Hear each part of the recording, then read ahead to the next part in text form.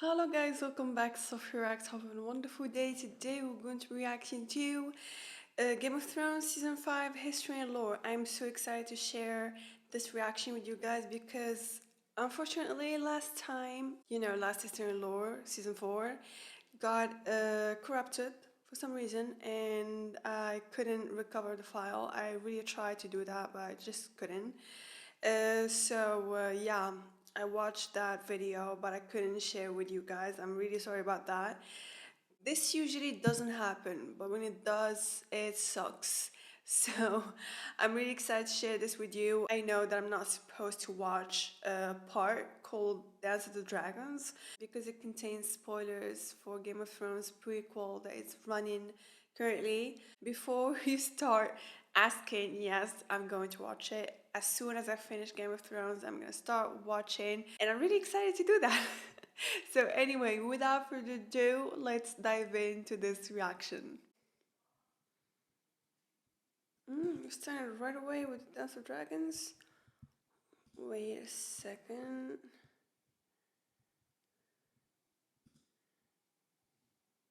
So this part is 20 minutes and 32 seconds long. 20 minutes and 32 seconds long.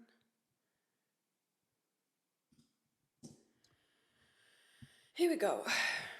The seven-pointed star, High Sparrow. The Father reached his hand into the heavens and pulled down 7 stars, and one by one he set them on the brow of Hugo of the Hill to make a glowing Hugo of the crown. Hill? The maid brought him forth a girl as supple as willow, with eyes like deep pools, and Hugo declared that he would have her for his bride. So the mother made her fertile, and the crone foretold that she would bear the king 44 mighty sons. The warrior gave strength to their arms, whilst the smith wrought for each a suit of iron plates. But sadly the gods no longer walk the earth among us, and you can see what a mess we've made of their creation since. Yet we have hope.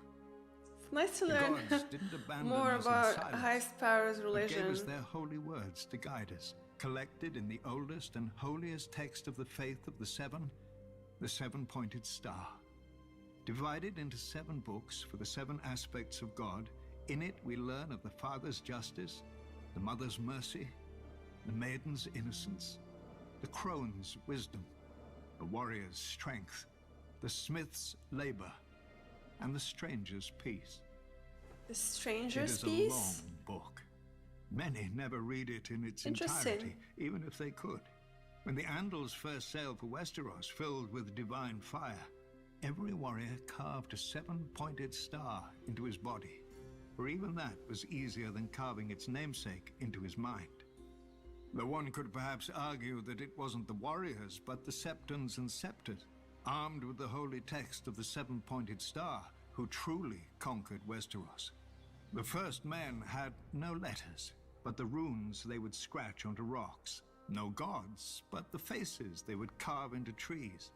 But then came our holy men and women among them, bearing the very words of the gods under their arms. Trees and rocks were no match for the 7-pointed star, and most of Westeros soon turned to the faith and to its guardians, their new Andal overlords. Whilst the Andals soon fractured into warring kingdoms, the faith remained whole and indivisible, bound together by the 7-pointed star. When those kingdoms fell to Aegon and his dragons thousands of years later, the faith remained subject only to the 7 above and the 7-pointed star below. Or so it was supposed to be. Too often, our High Septons have lost their way, clouded by worldly wealth and power. No matter. A question. So before the Targaryens rule, the Fifth Seven was the main religion in Westeros, right? Except Northerners, like people in the North and the First Men, they had a different religion. They worshipped the old gods. We hear people say there that they worship the old gods and the new, but we don't really know what it means, Also, how old is the Faith of the Seven? Was this a common religion before even the Andals, came to Westeros? Targaryens are from Essos, and I believe that they worshipped Lord of Light. I'm not sure, but it kind of strikes me that everyone or most of the people in Essos worshipped Lord of the Light. Obviously, the Targaryens conquered Westeros and brought their religion with them. Targaryen's dynasty ruled for centuries, and Fifth Seven is still the common religion, especially in King's Landing. So how do they maintain this religion, and how this religion still has power, Have the seven-pointed star. Men's will and virtue may fail, but the words never do. As men bow to their lords, and lords to their kings, so kings and queens must bow before the seven who are one. The knees of the powerful work the same as the knees of the weak. Clouded by worldly wealth and power. No matter. We still have the seven-pointed star. Men's will and virtue may fail, but the words never do. As men bow to their lords, and lords to their kings, so kings and queens must bow before the seven who are one. The knees of the... Or maybe Aegon the Conqueror bowed to the seven so he gained the people's favors, For the seven who are one. The knees of the powerful work the same as the knees of the weak, and were given to all for the same purpose, to bend before the gods, or break in the bending. The faith militant. Okay. Today, men know the seven as statues in the septs, but in the old days, the gods themselves walked among men. They crowned Hugo of the Hill, the first king of the Andal people, and promised him that his descendants would rule great kingdoms in a... The Andals are the one who brought the religion to Westeros? I'm not clear about this one. They crowned Hugo of the Hill, the first king of the Andal people, and promised him that his descendants would rule great... The first kings themselves walked among men. They crowned Hugo of the Hill, the first king of the Andal people, and promised him that his descendants would rule great kingdoms in a foreign continent. When the time came, the Andals carved the seven-pointed star upon their bodies and set sail for the strange land across the narrow sea, Westeros. So the Andals are the one who brought the religion to Westeros.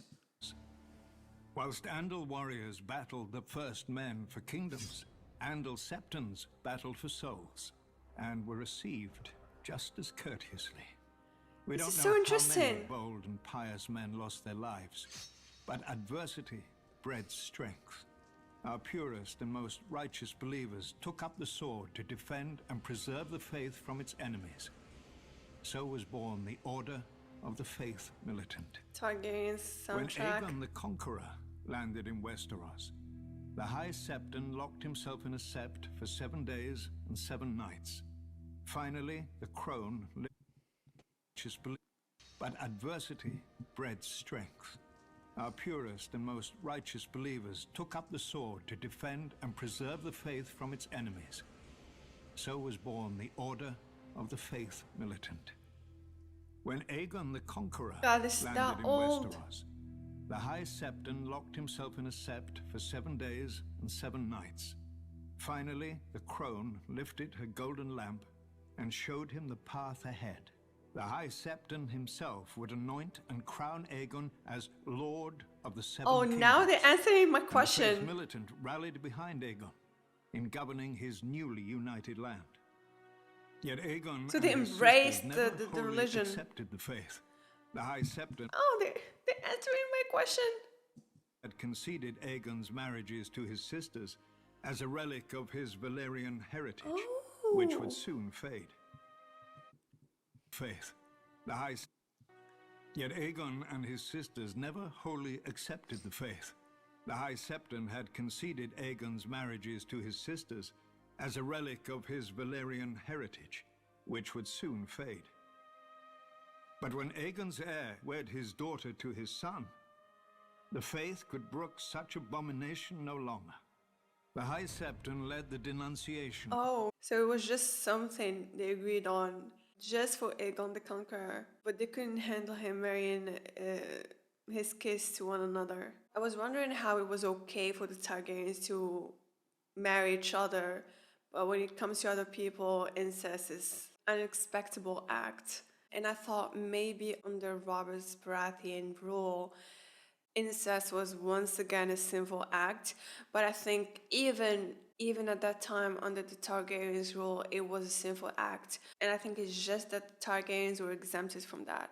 The High Septon led the denunciation of the Targaryens, and all over Westeros the Faith Militant took up their swords against the dynasty So, and its supporters. the Faith Militant rebelled against their weird rituals at the start. The Faith Militant set upon and punished the Septon who had performed the ceremony. A few of the Faith Militant's more militant members even scaled the walls of the castle and would have slain the king and his family had a knight of the King's Guard not intervened.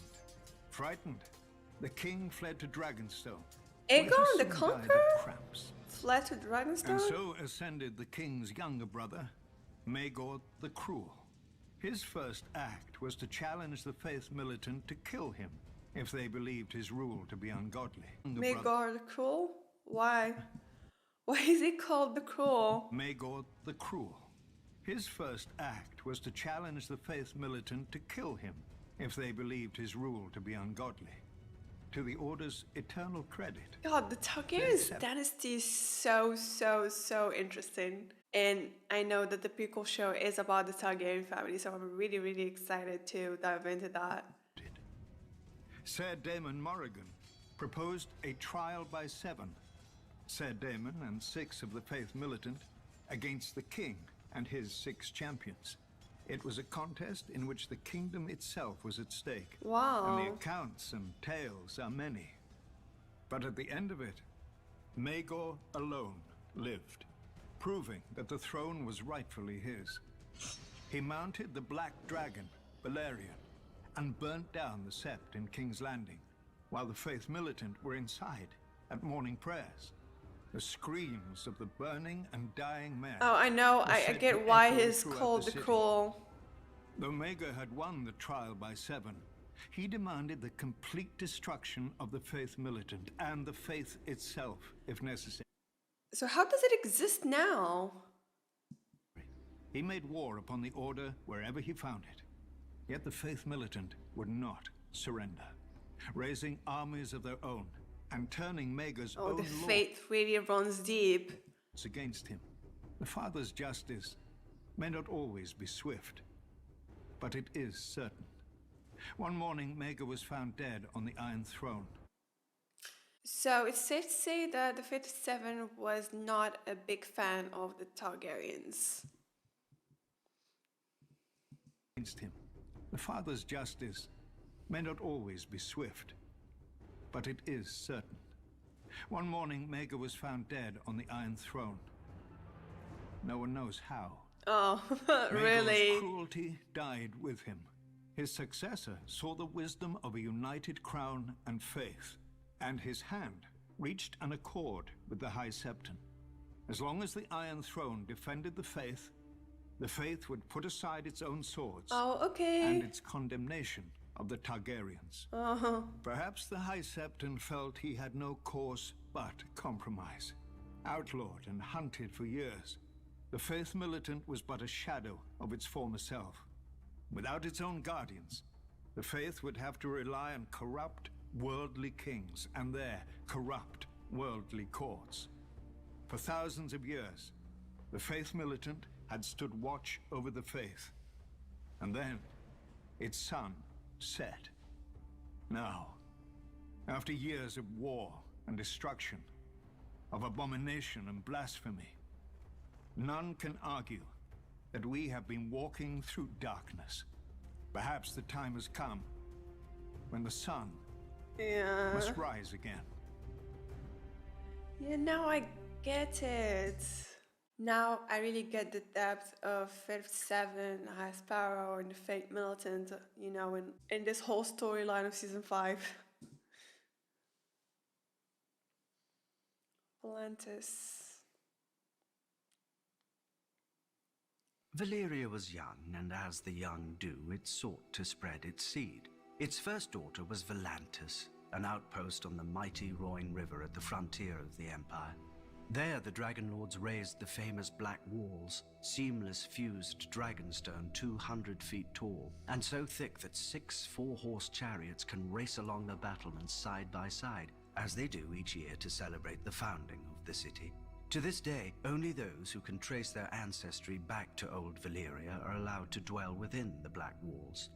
None are even permitted to set foot inside without an express invitation of a scion of the old blood, meaning, of course, the ancient and noble blood of foot soldiers. For the city's first 100 years, its only inhabitants were its garrison. But where soldiers go, vice follows. Taverns and brothels began to sprout up outside the Black Walls, and merchant ships began to call as well, bearing the favored trade of the summer sea, slaves. The East Bank filled with homes, shops, and society, and so the taverns and brothels moved to the West Bank, where foreigners, sellswords, and pirates erected their own shadow city of fornication, drunkenness, and murder. In time, the West Bank became such a cesspit of crime and depravity that the Volantines had no choice but to send their slave soldiers across the Rhoyne to restore order and some semblance of decency. Like all such missions, they succeeded, they left, then they failed. When the Volantines grew weary of shipping their soldiers across the Rhoyne every year, they built the famous Long Bridge of Volantis, strong enough to support the weight of 1,000 elephants and many more soldiers. The Long Bridge of Volantis stands today as the longest bridge in all the known world. The Volantine rulers intended the bridge to spread the civilization of the East Bank to the west. Instead, the depravity of the West Bank spread east. Shops, temples, taverns, inns, and brothels line the bridge, most 3 or 4 stories tall, with each floor overhanging the one beneath it. One can buy anything on the Long Bridge, or steal it, if one's hands are quick enough. But if they're not... Though at least half the decor committed no greater crime than displeasing a master, for in Volantis there are 5 slaves for every free man. 5? A proportion matched only by the cities of Slavers Bay. The Volantine masters mark their property with facial tattoos, permanent and scarring, which denote the vocation of the slave. Slave soldiers wear green tiger stripes upon their faces. Slave whores are marked by tears beneath one eye. The slaves Tears? that collect the Really? dung of horses and elephants are marked with flies. The drivers of the hathays, the carts pulled by the small elephants of Volantis, are marked with wheels, and so on. A master may give his slave freedom, but no man can give a new face. Exactly. Is it any wonder They're then that marked the slaves and freed for men have life. turned in such great numbers to the priests who preach of a cleansing fire? The temple of the Lord of Light in Volantis is said to be the greatest in all the world, larger even than the great sept of Baelor. All who serve within this mighty temple are slaves, bought as children and trained to become priests, temple prostitutes, or warriors. And one could argue its adherents outside the temple are slaves as well, in mind, if not in Priests body. were Magic slaves frees before? nobody, except its practitioner, to do what he will with those who can't. Just as the Black Walls free the old blood to see what they will, without those they don't. But one Was must wonder the Red how Woman much longer slave such then? freedoms will endure, when across Essos one hears the sound of chains breaking, of slaves rising, of dragons roaring. Volantis may call itself the first daughter of Valyria, but it is not the last.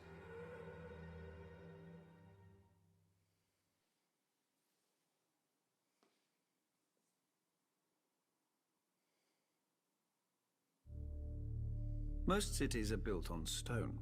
Braavos was built on ships, or more specifically, their cargo. Slaves who rose up against their Valyrian captors and seized the helms of the convoy. Of all crimes, Valyria punished rebellion most severely. The slaves faced not execution, but the Valyrian mines or labor camps in the most remote and savage colonies if recaptured. And few corners of the world can long remain hidden from Dragonback. However, our histories claim that a group of slave women prophesied the slaves would find shelter in a distant lagoon behind a wall of pine-clad hills and sea stones, where the frequent fogs would help hide the refugees from the eyes of dragon riders passing overhead. And so it proved. Because they had risked their lives in the name of freedom, the mothers and fathers of the new city vowed that no man, woman, or child in Braavos should ever be a slave. This is the first law of Braavos, engraved in stone on the arch that spans the long canal. For over 100 years, Braavos hid itself from the eyes of the world, who called it the Secret City. Oh. Using a dye derived from a local snail, our captains stained their sails purple to hide their stolen Valyrian ships. Our merchants carried false charts and lied when questioned about their home port. Eventually, one Sea Lord, our elected ruler, decided enough time had passed and initiated the unmasking of Braavos to the world and to Valyria. Of course, it helped that the Iron Bank made handsome restitution to the Dragon Lords for the stolen ships, whilst of course refusing to pay for the value of the slaves themselves. The anniversary of the unmasking is celebrated every year in Braavos with 10 days of feasting and masked revelry, a festival like none other in the known world, culminating at midnight on the 10th day, when the Titan roars and tens of thousands of celebrants remove their masks as one. Oh. Freed of the constraints of secrecy, Braavos quickly grew into the wealthiest and most powerful of the free cities, and, one could argue, the most beautiful. From the sprawling Sea Lord's palace with its menagerie of strange beasts and birds, to the imposing Palace of Justice and the aqueduct we call the Sweetwater River that bears fresh water from the mainland, Braavos is without rival in either engineering or elegance. The temples of Braavos are also famed It's good throughout to the know that world it's free and wondrous city. to behold. Descended from 100 different peoples, the Braavosi honor 100 different gods. The Temple of the Moon Singers is the foremost of these, being the faith of the slave women whose prophecies led our ancestors here. The Lord of Light has a great temple as well, where his worshippers have grown ever more numerous in the past 100 years. Yet less numerous, and even some forgotten faiths still have temples deep in the heart of the city, on the Isle of the Gods. But the beauty of Braavos is not only in her buildings. Braavosi swordsmanship is renowned throughout the world. Our Braavos eschew the armor and long swords of the Westerosi knights, preferring speed, agility, and slender blades. Sergio The Farrell. greatest He Braavos kind of looks call like him. themselves water dancers, after the custom of dueling upon the moon pool near the Sea Lord's palace. By Oh. tradition, the greatest of all the Braavos is the First Sword, who commands the personal guard of the Sea Lord and protects his person at all public events. Once chosen, Sea Lords serve for life. Inevitably, there are always those who wish to cut that life short to effect some change in policy. Though not even the First Swords are the true guardians of Braavos. That honor goes to the Titan. who protects the entrance to the harbor. With his proud head and fiery eyes looming close to 400 feet above the sea, the Titan is a fortress of a kind never seen before or since. His eyes are huge beacon fires, lighting the way for returning No, ships it's into not. the lagoon. Within his bronze body are halls and chambers, murder holes and arrow slits. Enemy ships can be steered onto the rocks by the Oh. watchmen inside the Titan. So it's and literally a stones and pots weapon. of burning pitch can be dropped onto the decks of any that attempt to pass between the Titan's legs without leave. This has seldom been necessary, however. Not since the Century of Blood has any enemy been so rash as to attempt to provoke the Titan's wrath. Should an enemy break through into the lagoon, however, he would face the walls of Braavos, again not of stone like other cities, but of ships. The arsenal of Braavos can build one of our famous purple-hulled war galleys in a single day. All the vessels are constructed following the same design, so that all the many parts can be prepared in advance. A single Skilled day. shipbuilders work upon different sections of the vessel simultaneously to hasten the labor. To organize such a feat of engineering is unprecedented. One need only look at the raucous, confused construction in the shipyards around the world to see the truth of this. Let us imagine that even the arsenal great as it is, failed us. An enemy who could defeat both the Titan and our fleet would be strong indeed. But Braavos does not depend only on statues and ships. The Iron Bank. We also have iron and gold. Yeah. The Faceless Man.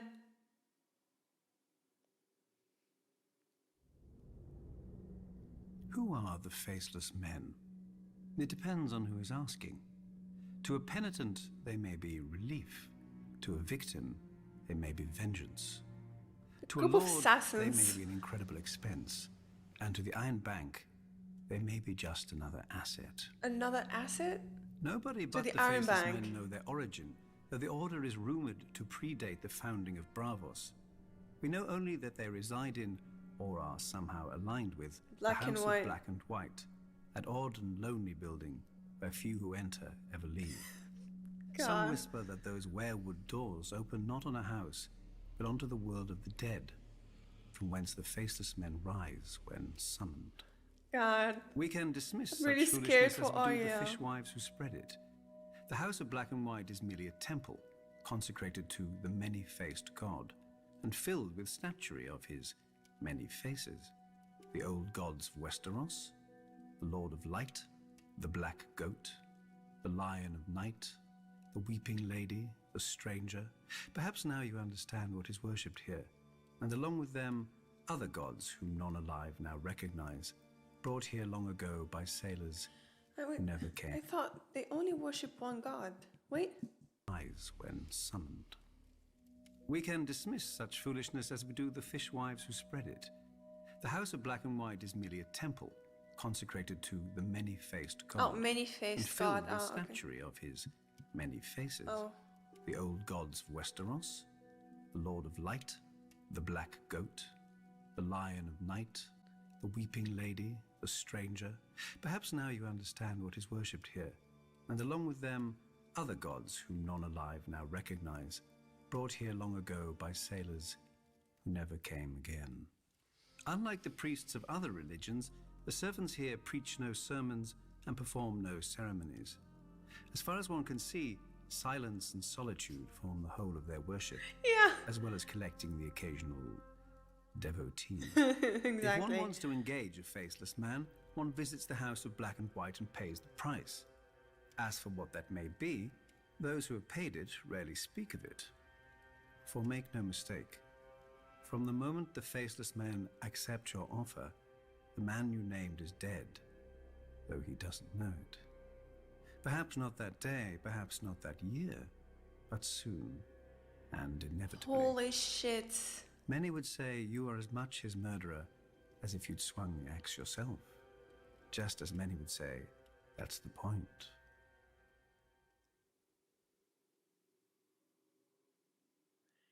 That is so scary. Brandon the Builder, founder of House Stark, raised Winterfell with giants over 8,000 years ago. Or so nursemaids tell all the children of the North. The children nod, wide-eyed, unaware of the I lesson believe it. forced on them. That if even giants obeyed a Stark, so too should they. But like every other castle, Winterfell was built in pieces over thousands of years. The first men settled there because of the hot springs that bubbled through the ground. The water and the heat helped them survive the northern winters, and they built defenses to keep it for themselves. Nobody raised the castle all at once. Probably nobody meant to raise a castle at all.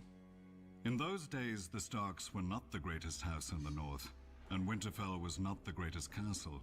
Oh, Barristan really? was the oldest, dating to the first king, and the Starks fought the Barrow kings for 1,000 years. Greywater Watch was, like the Crannog men themselves, the strangest. Only marriage subdued its marsh kings. But the greatest rival to Winterfell was always the Dreadfort, and my ancestors, the Red Kings of House Bolton. If tales can be believed, we fought from the long night until the Andals came. Because of us, Winterfell raised its first walls. When we took and burnt the castle anyway, Winterfell built more keeps, more walls, more guard towers. They expanded the granaries and larders to survive our sieges. They tended the godswood to win favor with the old gods against us. As the castle grew, I more didn't know farmers that. and villagers flocked Well, every obviously. winter from across the north to huddle under its walls, raising the winter town. In the spring, these villagers would find themselves marching in the Stark armies to fight against us. The greatness of Winterfell is as much our Now I see from where all that grudge came from. doing as the Starks. But in the end, neither its stone walls nor its tall keeps and iron gates could save Winterfell. At its height, it could have lasted a year under heavy siege, but a handful of Ironborn seized it in the night, while its lord, the king in the north, was playing in the south.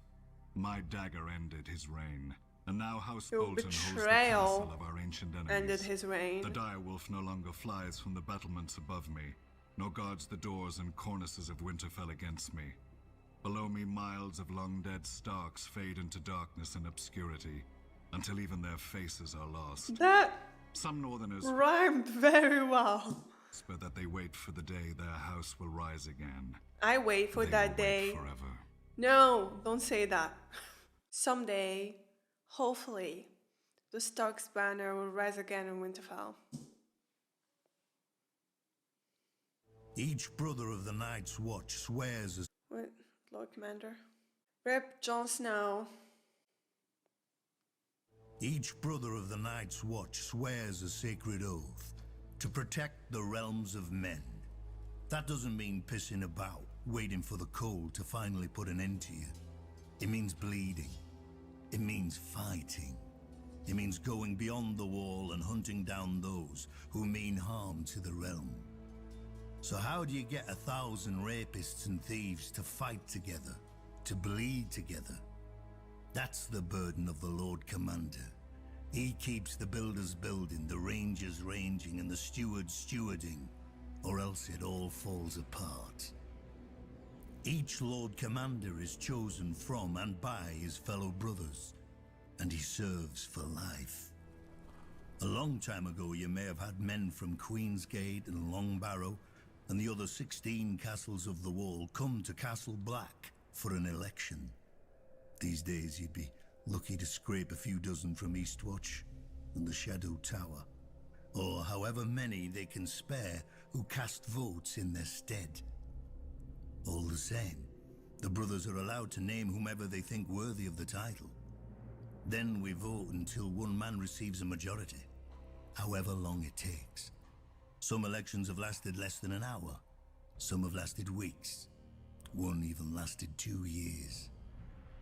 Maester Aemon has said there have been 997 Lord Commanders since the Night's Watch was founded. Back then we had true He soldiers, killed the last men one. of honor and strength. Now look who mans the wall. Bastards, peasants who stole a sheep to bugger, and fat little nobles who weren't worthy of their Lord Father's land. But the Lord Commander must find a place for them all, and turn these walking piles of horse dung into soldiers of the Night's Watch. That's exactly what Jon was doing. Though we haven't always Trying been to do so lucky anyway. to have such men to lead us. We've had cowards and fools as well. Our tyrants and our madmen. Runsel Hightower tried to bequeath the watch to his bastard. Roderick Flint thought to make himself king beyond the wall. Tristan Mudd, Mad Mark Rankenfell, Robin Hill, each nearly destroyed us with their foolishness. 600 years ago, the commanders at Snowgate and the Nightfort even went to war against each other. The simpering Lord Commander asked them politely to lay aside their quarrel, and incredibly they did, because they joined forces to murder him. The Stark and Winterfell had to intervene and take both their heads to save the Night's Watch. Great. Now we've got more mouths than we can feed. A southern king in our castle, and cells full of wildlings, and no Lord Commander, since the last was betrayed by his own men. We need a new leader, a man respected enough to hold the watch together in this dark hour. A leader Let strong me guess. You. enough to make sure that the Night's Watch survives the coming winter, no matter the cost. God, how I hate him.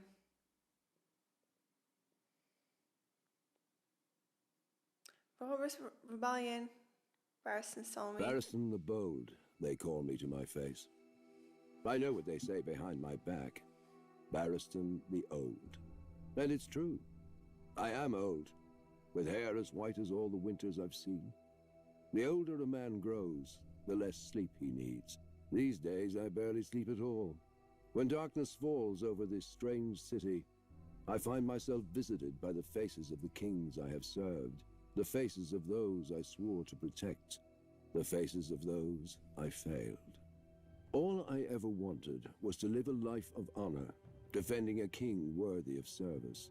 During the War of the Ninepenny Kings, I sought out Malus the Monstrous, last of the Blackfire pretenders who had started this whole war. Malus believed that his Targaryen blood gave him a claim to the Iron Throne. I made sure his blood claimed nothing more than the dirt around his corpse. To show his gratitude, the king elevated me to his king's guard. It was the proudest moment of my life. But that king died, and I wasn't with him. Not that I could have saved him if I had been, but still, I vowed to do better. Who's with that his king, son, by the way? the young Prince Aerys. Oh, For Aerys' 20 father? years, his reign was peaceful and prosperous. Aerys was well loved by his subjects and respected by his lord. Are you talking about But as the years Mad went King? on, Aerys' temper soured. He Oh. became obsessed with dragons and fire, and the swords of the king's guard couldn't defend him from the enemies he saw lurking in every shadow. My king went mad. But there was hope. His son and heir. Prince Rhaegar was everything a kingdom could hope for in a ruler.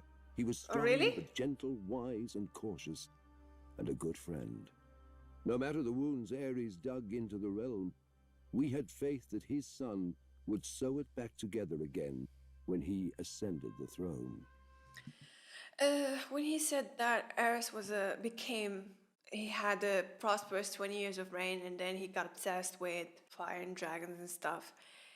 Is it because, well, I think part of it was that because he was a result of incest, of course.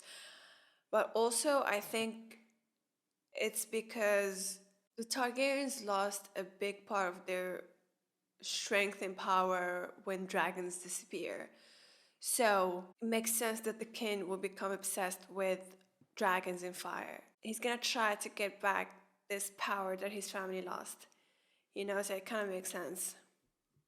Then came Lord Went's tourney at Harrenhal, the largest ever in Westeros. I unhorsed every man against me until only Prince Rhaegar remained. We each set our feet in our saddles and lowered our lances and charged. So Barristan Selmy really speaks highly of Aerys' son. And I fell. Muddy and bruised, I then watched Rhaegar present Lyanna Stark with the victor's crown of roses, though she was betrothed to Robert Baratheon. And Rhaegar himself was married to Elia Martell. We all know what happened after. Well, maybe his father lost his mind after getting obsessed with dragons and fire, and his son lost his mind after getting obsessed with Lady Stark. I'd been a bit quicker with my lance if I'd chosen a faster horse. Perhaps I could have spared the kingdom from the destruction that came after. Or if I'd thought to warn Brandon Stark against his rashness. He came to King's Landing himself, demanding Rhaegar return his sister. Poor fool. If he'd only known the depth of Aerys' madness, he wouldn't have dared provoke him. Aerys ordered Brandon imprisoned, and I could do nothing but obey. When Brandon's father, Lord Rickard Stark, came to King's Landing to beg for his son, Aerys burned him alive, and I could do nothing but watch. I had sworn a vow to a mad king, and was honor-bound to obey him, even at the cost of my soul. Ravens so messed soon up. arrived with dark news for the king. The Vale was in open revolt. Demanding Lyanna Stark's return, Robert Baratheon was smashing any army that dared face him. Eddard Stark, Brandon's younger brother, was marching the whole of the north down the neck and had taken Catelyn Tully, Brandon's betrothed, for his own, thus winning the support of the Riverlands. The king sent ravens to Casterly Rock to beg his former hand, Tywin Lannister, for help. And we no know how ravens that ended returned. up. A plan was devised. Prince Rhaegar would personally lead the royal forces, now reinforced with 10,000 Dornishmen, north to face Robert. Of the King's Guard, Lewin Martell... Oh yeah, he and was married to Martell, so of course he had the Dornish support. I would ride with the prince. Before we left, the prince confided in me that when he returned from this battle, there would be a great many changes in court. Despite my vows to the king, I confess I was excited. On the march to face Robert's army, we were sure we'd win. We had superior numbers, and we had Prince Rhaegar. His presence lifted the spirits of our men, and he looked every inch the king he was destined to become. But at the Trident, the gods played a cruel joke. Robert proved the Baratheon words as his army smashed through our lines. Lewin Martell was killed. I fell in combat, badly wounded, and could do nothing but watch as Robert's warhammer ended Rhaegar's glorious reign before it began. Holy shit, I got goosebumps. Washed away down the Trident with his life. Like, Sir Barristan Selmy is making me feel bad for this Rhaegar Targaryen. Even though I know that he fucking kidnapped and raped Ned's sister. So why are you making me feel bad for him? I almost believe in his words that he was he was going to be a worthy king. Spared me, insisting his personal maester tend to my wounds, out of respect. Oh, But respect Robert. for what? A king's guard shouldn't survive one king, let alone two, and one who should have been. I swore an oath to House Targaryen, and I failed them. All that's left of their fire is a single ember halfway across the world, surrounded by darkness. If the gods were Daenerys. good, I would still be young in the fullness of strength. But whatever the cost, I will not let this ember go out. This time, I will not fail. Oh, poor thing. Before the Seven Kingdoms, before the Iron Throne, there was Dorne. 12,000 years ago, the first men crossed the land bridge from Essos to here. Of course, they were men, so they soon broke it. Then, while their cousins to the north built kingdoms, the Dornish squabbled over land, water, and wives. For centuries. Until Nymeria, a warrior princess in Essos. She led a fleet of 10,000 ships across the narrow sea to Dorne. Almost all... Wait. Didn't Arya name her direwolf Nymeria? Right? And Was it just a coincidence? Or did she name her direwolf after this water warrior? and wives. Because it would make sense, you know? Arya naming her direwolf after a Dornish warrior or something. For centuries. Until Nymeria, a warrior princess in Essos. She led a fleet of 10,000 ships across the narrow sea to Dorne. Almost all of the petty lords made it clear that she wasn't welcome. All but one, Mors of House Martell. He saw in her a strength to match any man, including his rivals. After she accepted his marriage offer, she set fire to her ships. For 50 I want to know more about this Nymeria. Okay, she's a warrior and she came from Essos. But who was she in Essos? That's the question.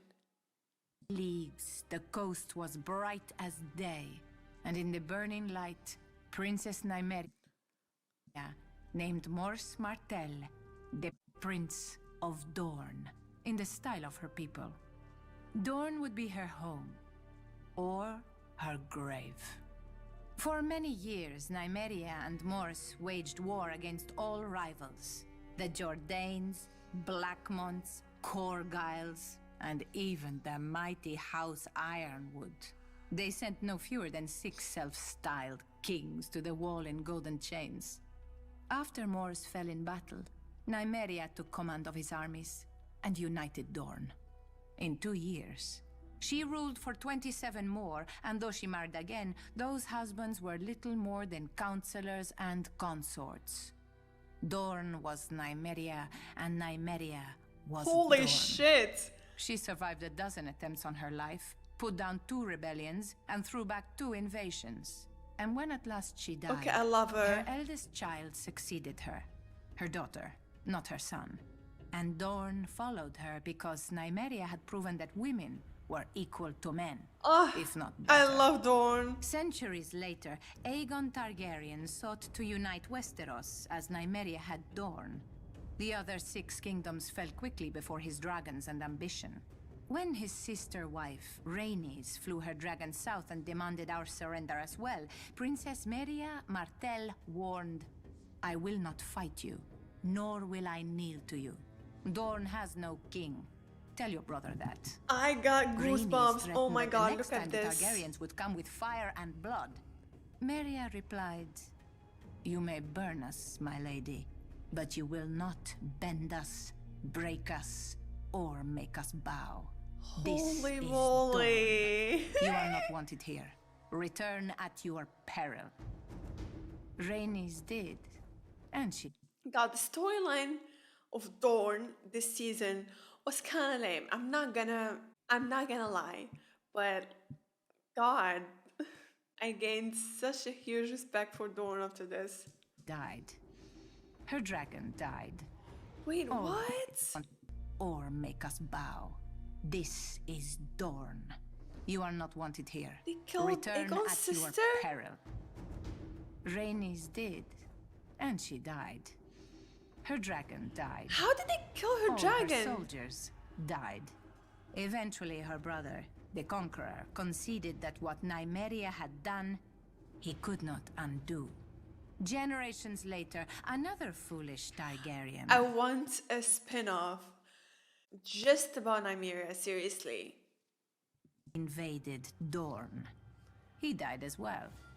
Eventually, we did join the 7 kingdoms, but when we wanted, and on our terms. Yes! The dragons could not conquer us. Why should we fear lions? Unbowed, unbent, unbroken. The words of House Martell, the words of Dorne. Men may forget, but women always remember. When we were divided, Nymeria united us. When we were invaded, Meria defended us. Now Dorne has been humiliated, its prince murdered. Who will rise to avenge us? God. If only they handled the revenge storyline better. Seriously. The fighting pits of Meereen, Darren O'Harris. People love blood when it's not their own. But tavern brawls are boring, and wars never have good seating. Thus, the famed fighting pits of Meereen opened shortly after the city's own founding. And I heard that originally the combats were a blood sacrifice to the gods of Geese, the empire that founded Meereen. Some still believe they are, but the Giscari Empire died a long time ago and their gods went with them. Yet the pits remained open, filling the city's purse with gold from the ends of the earth. I suppose the fighting pits are a blood sacrifice after all. Only the gods changed. In the pits, slaves fought each other to the death for fame and glory. And gold for their masters. A lot of gold. Enough for the masters to invest in rigorous training. Slaves were taught to fight like Dothraki screamers, bearded priests of Norvos, iron-born reavers, Westerosi knights, Cohoric hunters, and Lysine pirates. Whatever would excite a crowd. After all, And Jorah beat them all. Just saying. everyone wants to know who is the best. And, of course, who isn't. For the crowds don't come only to see men fight well. I've seen the masters release tigers, lions, and other exotic beasts into the arena to chase less costly slaves. Barely What? trained, if at all. A whore once told me of an amusement in one of the less prestigious pits. One boy was rolled in honey, one in blood, and one in rotting fish. And then a bear was unleashed, and the crowd wagered on which boy the bear would eat first. I never heard who won. But then again, it was obvious. the Masters. Did such stories worry me? Of course not. I could fight, and for a good fighter, life was luxurious. Thousands of people chanted his name when he stepped into the pit. He would eat the choicest meats, drink the finest wines, and sleep on exotic furs. Often not alone. Women would fling themselves at him or sneak into his chambers to wait for him after a fight. Foreign princesses, priestesses, and even the wives and wayward daughters of masters. He never had to fear punishment. For a great fighter could be worth 300,000 honors. Another wife was always cheaper. And when this renowned fighter finally fell, for all fighters will in time, his name would be inscribed onto the gates of fate among the other valiant dead. I remember once trying to count the names, but the gates opened before I finished, and another fight began. Okay.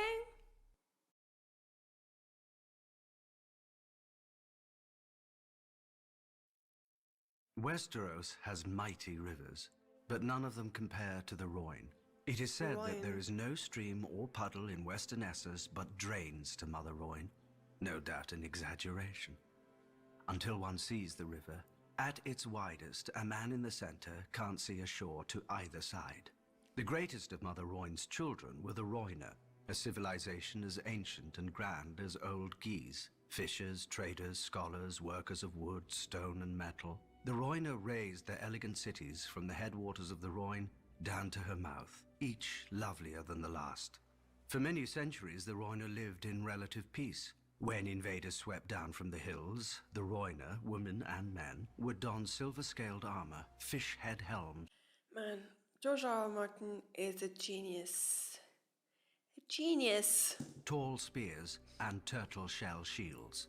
If the enemy did not laugh themselves away, it was said that Mother Rhoyne would whisper the enemy's secrets to her children, and the Rhoynish wizards could raise watery walls to drown their foes.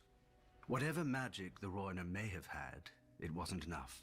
When Valyrian I colonies... feel like you could do more than 20 shows just based on George R. R. Martin books. Like, seriously. Wow. first arrived, the Rhoyner embraced them, for all men were welcome to share the bounty of And I would watch them all, just saying. Rhoyne. Perhaps a water people should have been more cautious of strangers who exalted fire and blood. Legend has it that one day the Valyrians netted and butchered one of the giant turtles the Rhoyner held sacred. As a result, thousands were killed or enslaved, cities and towns were burned, drowned, and rebuilt. In these wars, the Valyrians emerged as victorious more often than not. The princes of the Rhoynish cities, fiercely proud of their independence, fought alone, whilst the Valyrian colonies aided one another. Eventually, the Rhoynish princes ceased their squabbling and united behind Prince Garin, who led the largest army Essos had ever seen, against 100,000 Valyrian colonists, 100 war elephants, and 3 dragon lords. Thousands burned, but thousands more sheltered in the shallows of the river, whilst the Rhoynish wizards raised enormous water spouts against the foe's dragons. Rhoynish archers brought down 2 of the dragons, whilst the 3rd fled, wounded. And thereafter, the Rhoyner named Garin the Great. But Mother Valyria proved just as caring as Mother Rhoyne. When Garin the Great marched his army against Volantis, 300 Valyrian dragons descended from the sky. Tens of thousands burned, whilst others rushed into the river. But the fires burned so hot that the water boiled and turned to steam. Garin the Great was captured alive and made to watch as Valyrians butchered every last man. So many that their blood turned the great harbor of Volantis red as far as the eye could see. Then they forced Garin to watch as they marched on his own city and enslaved all the women and children his army had left behind. The singers claim that Prince Garin called out Mother Rhoyne to curse the Valyrians, and she in turn flooded the city with foul waters and a damp fog that caused the skin of the Valyrians to harden and crack, and thus was born Grayscale. Fearing a similar fate, another Rhoynish ruler, Princess Nymeria, led her own people into every ship, skiff, and raft they had, and fled Essos. Eventually, after much hardship, They Oh, landed in this is because sun-swept and bone-dry this is Dorne. why this is why she left Essos. But we all know that tale. Now Valyria has followed the Rhoyne out of this world, and her daughters have grown into free cities, wealthy and powerful and proud. Still, Mother Rhoyne flows on, past ancient ruins and bustling harbors, sweeping all man's kingdoms to the sea. Wow. Many-faced god Jaqen H'ghar. Jaqen H'ghar. A young man walks beside a girl across a flowered field. Spring has come, and this girl is his life. He prays. A child climbs a tree to watch the sunset over the fields. Summer is ending, and the harvest is life for his village. He prays.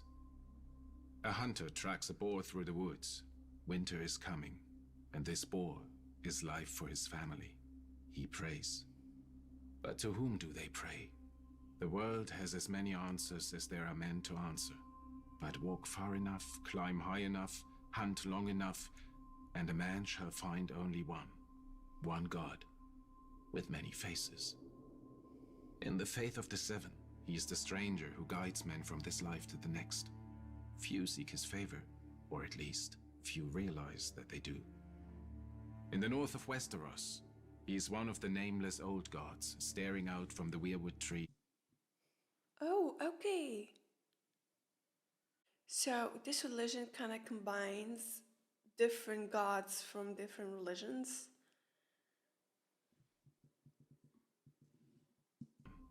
One God, with many faces. One god with many. Oh, it's the same god, but in each religion it has a different face. Is it? In the faith of the Seven, he is the Like we have different religions, and every religion has so many gods.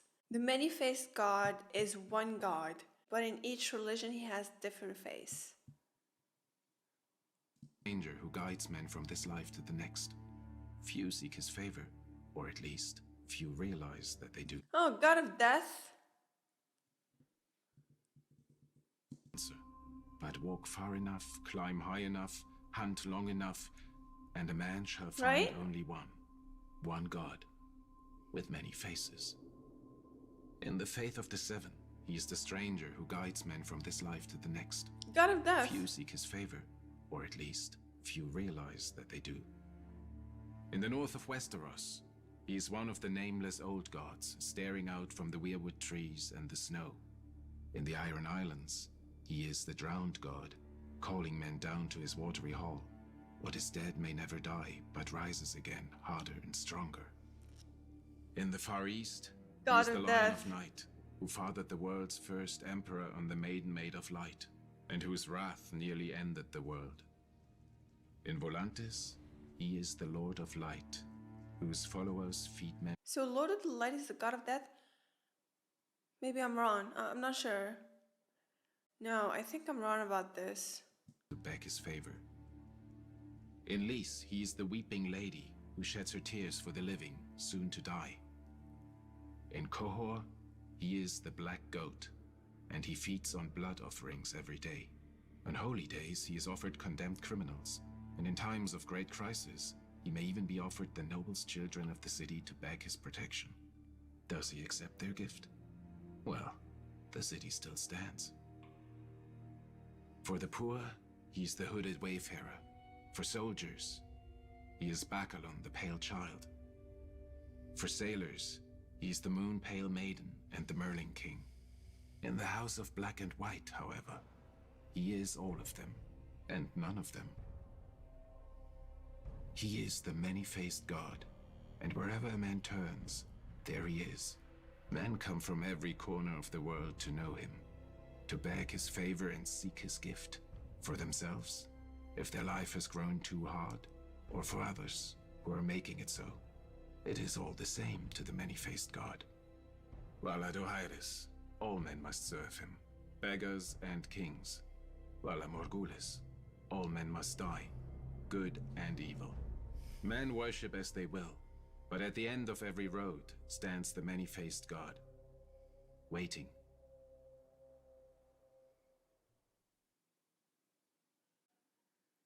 I think he's god of death. Few afflictions are more feared than grayscale, and far past the point of reason. A legend calls it Prince Garin's curse, after an ancient eastern prince whom the Valyrians hung in a cage and forced to watch the immolation of his city and people. As his city burned under dragon flame, this prince called on his god for vengeance, and a thick fog of foul humors rose from the Rhoyne to smother the Valyrians with grayscale.